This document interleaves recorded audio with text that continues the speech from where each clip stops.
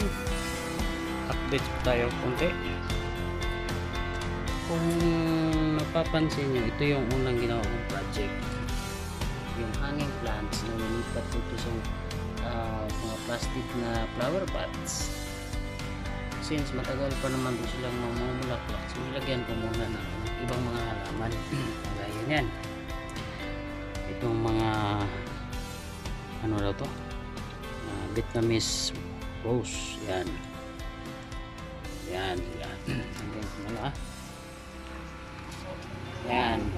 Nilagyan naman ng nanay ko ng mga eggshell. Yan. Ito pa. Iwan kung kailan yan mamumulaklak. Palagay ko matagal pa. Kaya para magkaroon siya ng kulay, yan lang muna. Kasi ito sila. Itong mga Vietnam rose na to.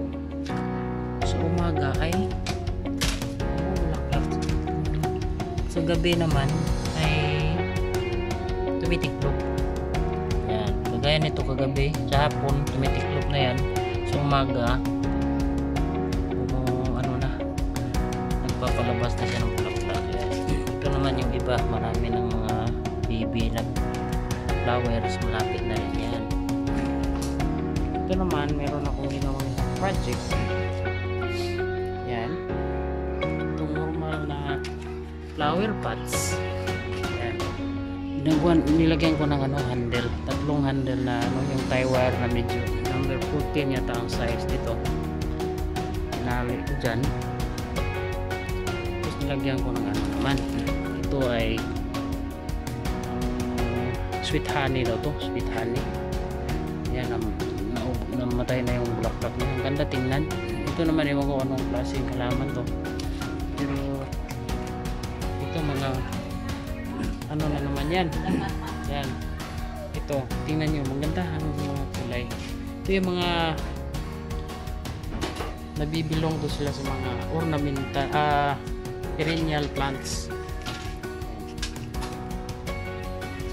Yan. Pasensya na kayo, may mga kabilya dyan. Kasi yung asawa ng kapatid ko na teacher ay nagpapagawa din siya ng mga shelf ng mga halaman niya. Yan. Ito kasi ang nanay ko ang nito, kaso sabi niya magkaroon siya ng waiter, kaya pinasa niya sa amin ng tatay ko.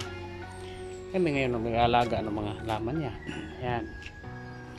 Ito tingnan nyo, ang ganda. Pero mga about a week lang siguro mamamatay na rin yan. Magkakaroon naman siya ng ibang bulaklak. Ito mga yan.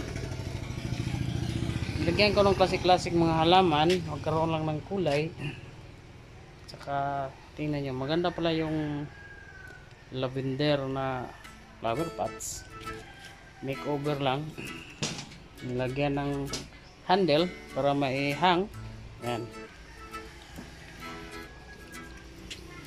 Yun. Ito. At saka ito namang dating project namin. Kasi dati ang nanay ko dito lang yan nilalagay yung mga bulaklak niya. Kaya ang ginawa namin ng tatay ko, nilandscape namin ng konti ito, nilagyan namin ng mga bato, lagyan ng mga malalaking graba, inarrange. Yan, klaseng mga halaman. Simple lang. May ginawa na akong video niyan sa YouTube at saka nilagay ko na rin sa aking channel. Kung gusto nyong manood, puntahan nyo lang yung channel ko, Barren Balance. Sa FB page ko naman, Barren's Amazing Videos. Ayan. Simple lang to siya. Simpleng small flower garden. Ayan. Ang plano ko naman, tingnan nyo. Itong nilipat kong dito, honey, sweet honey daw yan.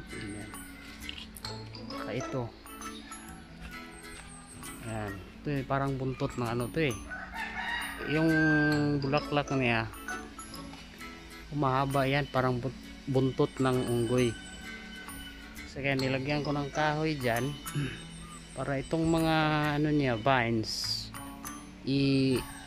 papagapang ko dyan, tapos yung mga buntot niya, mga bulaklak dyan lang nakahang para maganda tingnan. Ngayon ang plano ko, yung mga ibang mga hanging plants sa mga nanay ko, ibibitin ko yun dito, nakabitin. Meron naman ako maraming mga nylon na tali dyan, dito lang sila nakahang. Kung napapansin nyo, doon sa likuran, yung pinsan ko naman ay meron din siyang sariling set of plants and flowers yan. One day ano ko siya interview, kasi alam niya halos lahat ng mga klaseng mga halaman yan. Tanungin ko siya kung anong mga klaseng halaman yan, interviewin ko siya, popost ko rin sa aking FB page, sa aking YouTube channel para karoon ng update. Yan. Ito, hindi ko alam kung anong mga klaseng halaman to. Yan. Ito mayana daw, yan daw to Yan. Ito ewan ko ano yan. Burning heart ito yan tawag.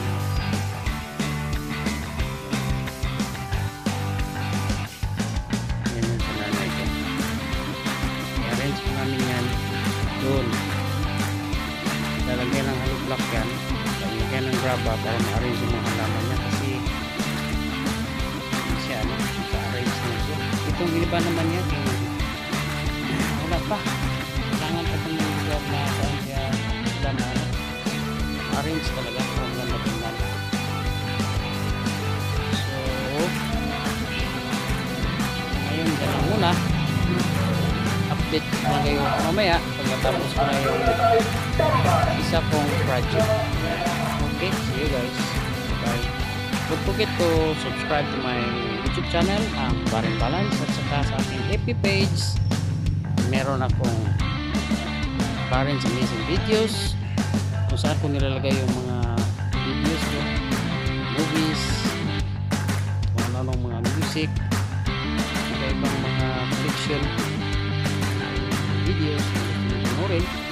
Meron naman akong online market shop events para naman sa mga products na gusto nyo nabili, Lazada, Shopee, Nike, Adidas, at ibang mga Salura. Yung mga mamili ng mga products, may mga usually yung mga pinopost ko doon ay meron na silang mga discounts, 50%, 30% discounts, kasi direct na doon sa mga bisitahin nyo kung gusto nyo. Okay, see you guys.